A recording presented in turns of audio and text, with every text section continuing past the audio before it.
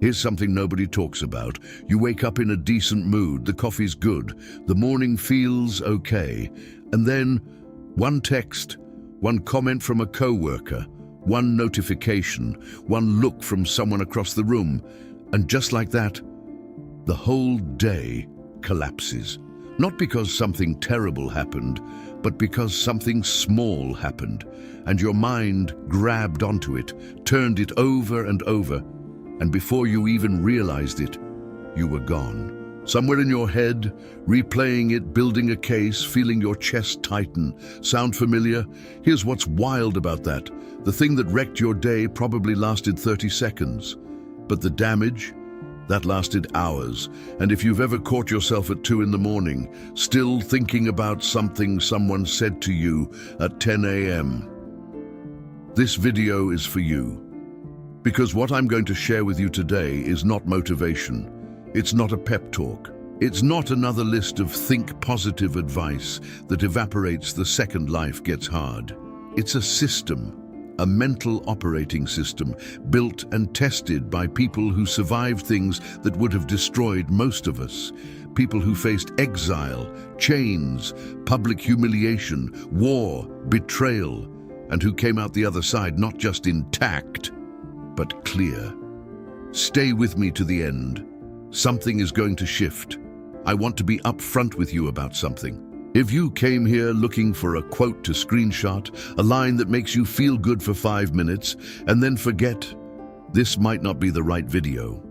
But if you're tired, like genuinely tired, if you feel like you're doing everything right and still feel reactive, still feel like your peace is always one bad interaction away from crumbling, then stay right here, because what I'm going to walk you through today is what the Stoics actually practiced, not the Instagram version, the real version, the version that was forged in the hardest circumstances imaginable. And by the end, you're going to walk away with 5 principles and a concrete protocol, 24 hours, 7 days, 30 days. That will change how you move through the world. If this kind of content speaks to you, subscribe to the channel.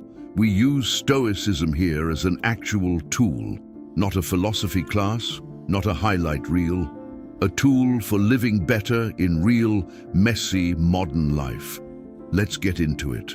You've heard it your whole life. Be strong, push through, don't let it get to you. And look, I get why people say it. It comes from a good place. But here's the problem. Nobody ever told you how. They just told you what. And those are 2 completely different things. Be strong without instruction is like telling someone who's drowning to just swim better. Thanks. Super helpful. And so what most people do, what we've all done, is white-knuckle it. We suppress. We perform toughness on the outside while our inner world is on fire. We get up, show up, keep moving, and we call that strength. But here's what almost nobody realizes. Suppression is not strength.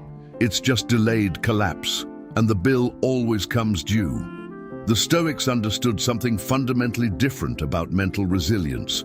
They didn't say, push your emotions down. They said, understand where the emotion comes from first. Because until you understand that, you're always going to be managed by it. Let me give you an example.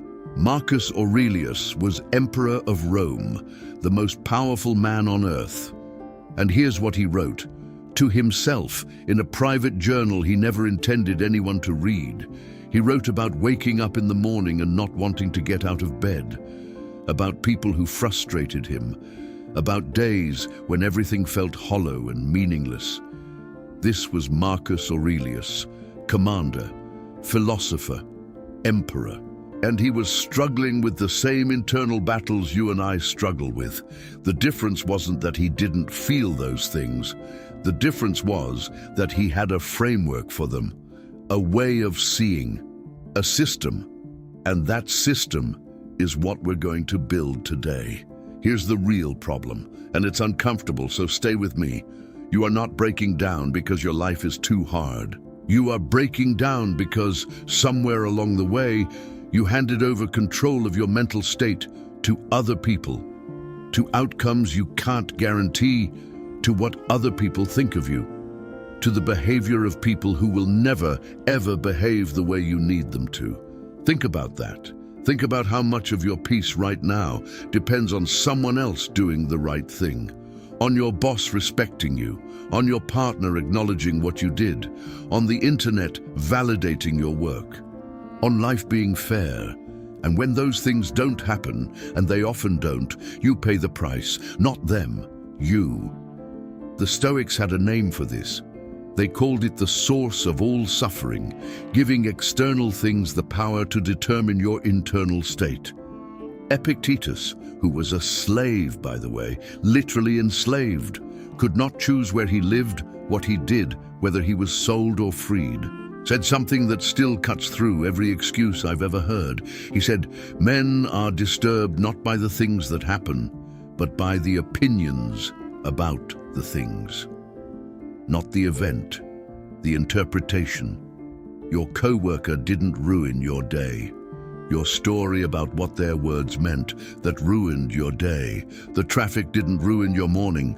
Your belief that you should have been able to control it, that's what ruined your morning. This isn't about blaming yourself. It's about locating the real problem. Because if the real problem is external, you're helpless. But if the real problem is internal, now you have leverage. Now let me show you the 5 principles, and I'm going to give them to you in order, from the most foundational to the most advanced. Don't skip ahead. Each one builds on the last. This is the foundation. Everything else sits on top of this. Epictetus opens his Enchiridion, his handbook for life, with a single idea. He says, some things are in our control, some things are not. Know the difference, that's it. That's the whole principle. But here's why it's so hard to actually live. We are wired to want control.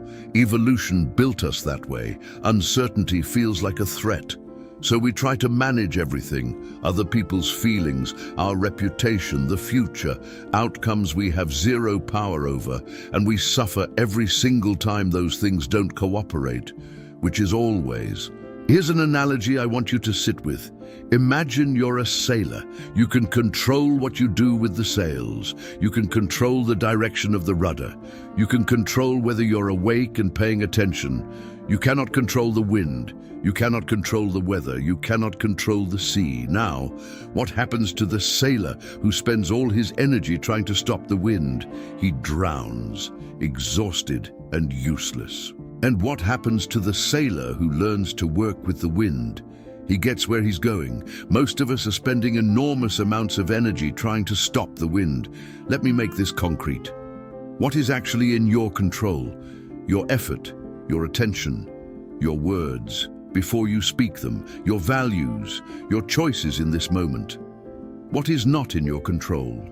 Whether people appreciate you, whether things go the way you planned, what someone else says, the economy, traffic, other people's moods, your past, the first thought that comes into your head. Here's the practice. Every time you feel yourself getting reactive, tense, or anxious, ask one question. Is this in my control? If yes, act deliberately. If no, release consciously. That's not passivity, that's precision. You're directing your energy where it can actually do something. And over time, the things that used to wreck you start to lose their grip, not because they stop happening, because you stop handing them your power. Here's where it gets practical in a way most people aren't ready for. Viktor Frankl, a psychiatrist who survived the Nazi concentration camps, said something that is as stoic as anything Marcus Aurelius ever wrote. Between stimulus and response, there is a space. In that space is our power to choose our response. In our response lies our growth and our freedom.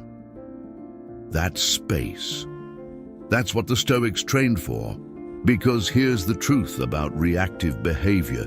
It feels like you're responding to what happened, but you're not. You're responding to a habit, a conditioned reflex. Something in your nervous system said danger or disrespect or threat, and you fired automatically before your thinking brain even had a chance. And in that automatic response, you said things you didn't mean, made decisions you regret, burned bridges, escalated situations that didn't need to escalate. Let me tell you about a guy I'll call Daniel. Daniel was sharp, good at his job, respected in his field, but he had a reputation for going off when he felt disrespected. If someone challenged him in a meeting, he'd fire back immediately, cold, cutting, sometimes brutal, and he'd win the argument. But he lost something every time: trust, goodwill, the room. He thought he was being assertive. What he was actually doing was letting other people write his behavior for them. Someone pressed the button. He played the role they expected every time. The Stoics called this prohairesis, the faculty of choice, the ability to step into that space and choose what comes next. Not eliminate the initial reaction, you can't always do that, but choose what you do after the reaction. Marcus Aurelius said, "You have power over your mind, not outside events. Realize this, and you will find strength." The practice here is simple but uncomfortable. Slow down. The next time someone says something that triggers you, don't respond immediately. Take one breath, maybe two. Ask yourself, what do I actually want to happen here? Not what does my ego want? What do I actually want? That pause is where your real self lives. This one gets misunderstood more than any other Stoic idea. So let me be clear right from the start. This is not about settling. This is not about pretending everything is fine. This is not toxic positivity, amor fati, love of fate. The willingness, the discipline to accept reality exactly as it is, not as you wish it were, not as it should have been, as it is. Nietzsche popularized the phrase, but the Stoics lived it. Marcus Aurelius wrote, "Accept the things to which fate binds you."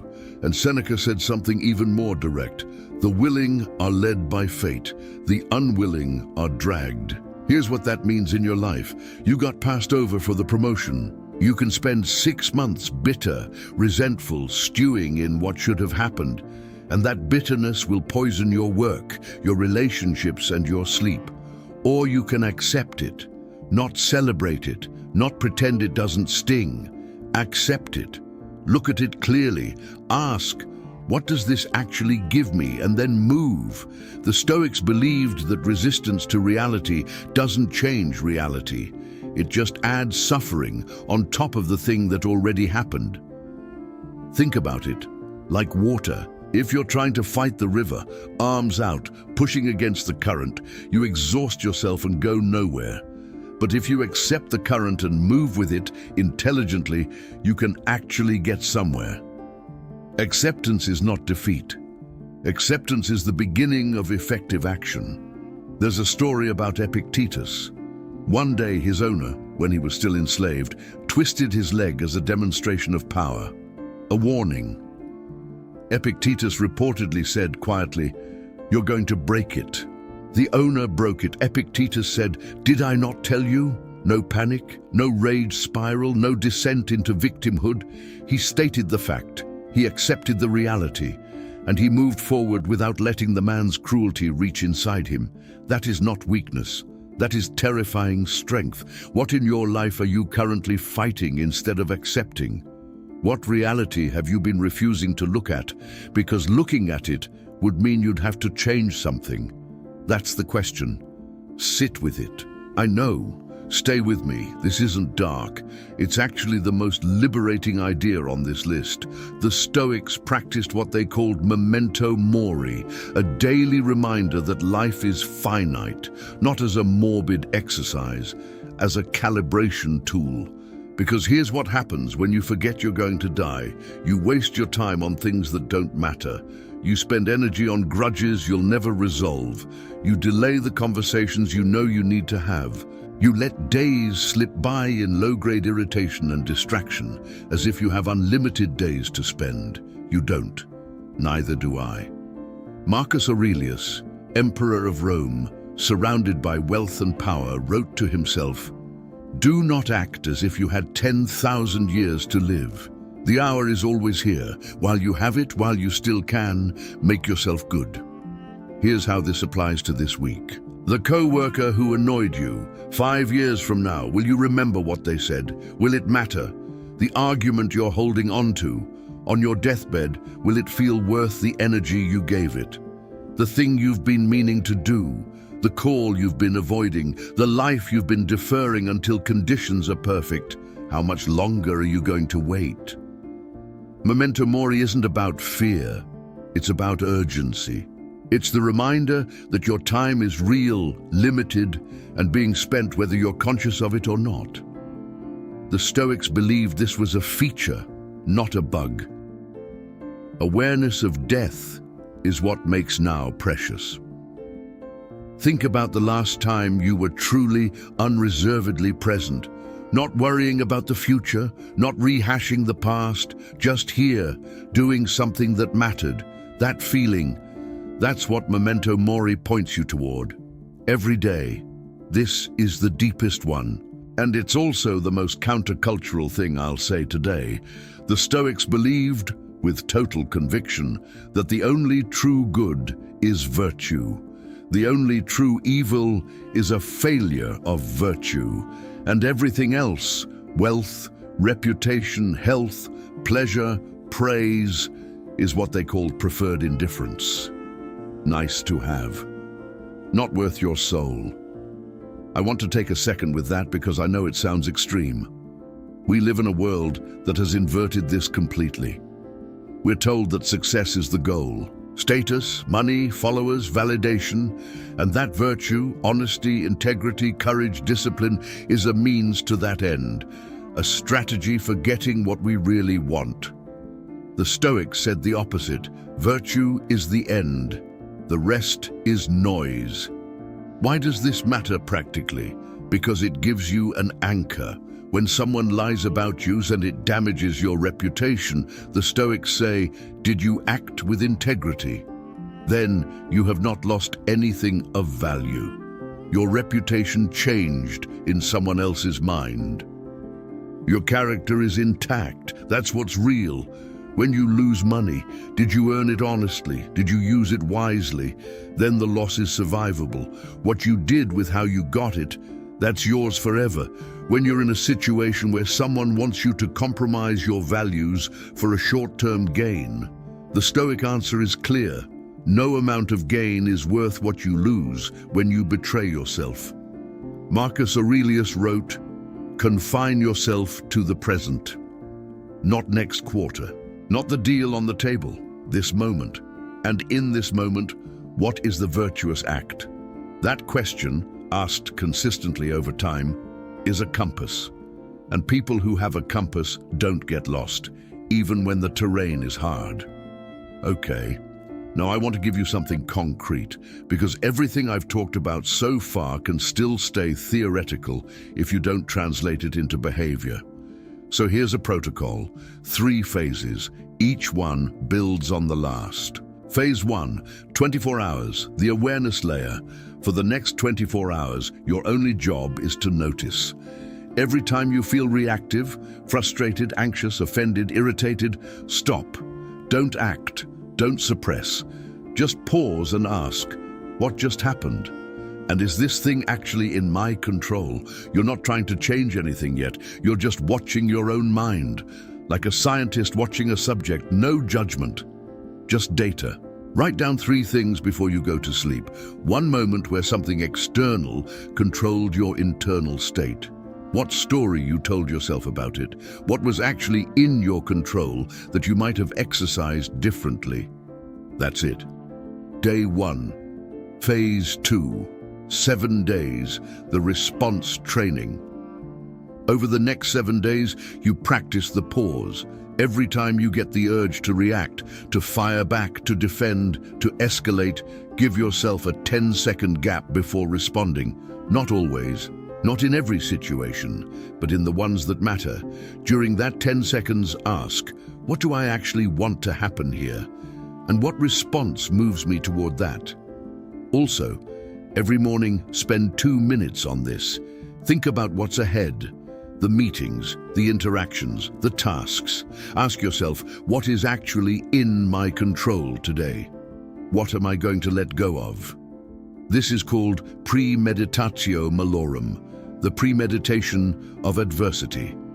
The Stoics did this every morning, not to become pessimists, to become prepared.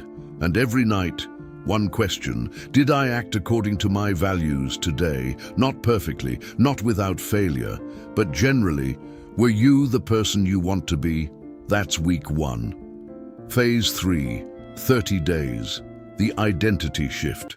This is where it gets real. Over the next 30 days, you're not just practicing techniques, you're building a new relationship with your own mind. 3 practices. 1, pick one area of your life where you've been letting external circumstances dictate your behavior. Maybe it's work, maybe it's a relationship, maybe it's money anxiety. And every day look at that area through the lens of the dichotomy of control. What can you influence? What can't you control? Invest your energy accordingly. 2, once a week, read something written by one of the Stoics, not a summary, not a podcast, the actual text, even 10 minutes. The Meditations by Marcus Aurelius, Seneca's letters, Epictetus's discourses. Let their voices become part of your mental vocabulary. 3, choose one virtue to practice deliberately for each week of the month. Week 1, courage. Say the thing you've been avoiding. Week 2, self-discipline. Keep the commitment you've been breaking. Week 3, honesty. Stop saying one thing and believing another. Week 4, temperance. Resist one impulse each day that doesn't serve you. 30 days of this doesn't make you a Stoic, but it starts to make you someone whose mind works for them instead of against them. I want to leave you with one image. Epictetus spent years in chains. He had no freedom of movement, no control over his circumstances, no guarantee of his own safety. And yet, the people who recorded his teachings describe him as one of the most free men they ever encountered. Not because his circumstances changed, because his relationship to his circumstances changed. He found the one place no one could reach, his own mind, and he built something there, something solid, something that no external force, and not a master, not chains, not broken legs, could take from him. That place is available to you right now, in whatever circumstances you're in. You don't have to be enslaved to start. You don't have to hit rock bottom. You don't have to wait until the conditions are perfect. Because the conditions are never going to be perfect. That's the whole point. The Stoics didn't say life will get easier. They said you will get stronger, and not in the vague motivational poster sense. In the specific, practiced, daily sense of someone who has decided consciously, deliberately, to stop handing their peace away. You've been giving it away, to comments, to traffic, to people who don't deserve that much power, to a future that hasn't arrived yet, to a past that can't be changed. What would it look like to take it back? Not dramatically, not all at once, just a little today and a little more tomorrow. That's what the Stoics practiced. That's what this channel is about. So here's what I want from you. What is the one thing right now that's stealing the most peace from your life? Drop it in the comments, not to vent, to name it, because naming something is the beginning of no longer being controlled by it. If this video added something to your day, hit the like button. It genuinely helps. And if you want to keep building this, subscribe. We go deep here. Every week. No fluff. I'll see you in the next one.